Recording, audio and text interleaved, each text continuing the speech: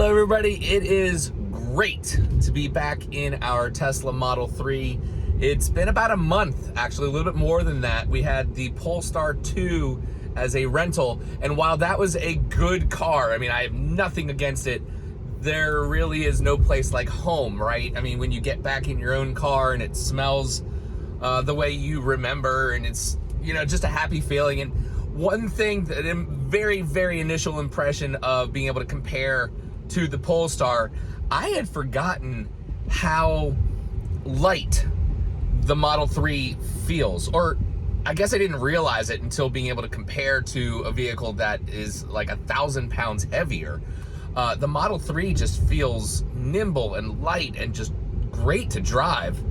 I don't feel like I'm sitting down as far, like the shoulder of the door, you know, doesn't come up as high. Like in the Polestar, it just felt like you were much more enclosed. Here I can see out. I think visibility is a lot better. And it's just great to be back in our car. Now, originally it had gotten hit, actually on the road I'm driving on, so I need to make sure I'm careful. That was back in May. And so we had to get the initial appraisal at the body shop. They ordered parts. The car was drivable.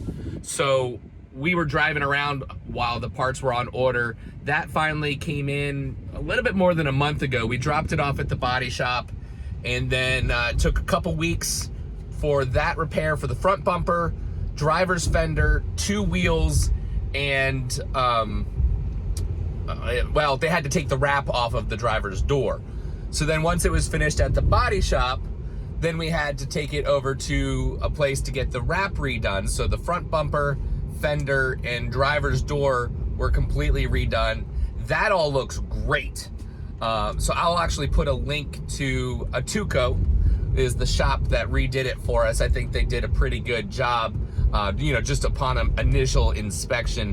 And it looks like the day that the car got wrapped originally. So, you know, that's ultimately what you can only ask for, is to kind of get restored back to that level. But let me tell you, it is good to be back in this car. It feels great. And there were lots of things about the Polestar that I thought were better, honestly, than the Tesla. Like just small little things like the handles, if you can call them that, you know, up here. The Tesla doesn't have those. It's just one of those things that's kind of nice to have. The Polestar, of course, had it. One of my biggest complaints, silly first world problems I know, about the Tesla is that you can't just reach over and open the glove box. You've got to go to the screen, press a button, press another button, and then the glove box will open. So that was great, to have a car that didn't require you to press a whole bunch of buttons digitally in order to open the glove box. Now, that doesn't mean that the Polestar was, you know, the best car ever. I mean, there were a lot of things that I liked. There were a few things that I didn't like. So it was just kind of neat to have an experience for a month, to be able to really get to know another car and get used to it and learn a little bit about what I would like to have in a car, as well as what I don't like. So yeah, that's just a quick little update, and I gotta relearn how to drive this.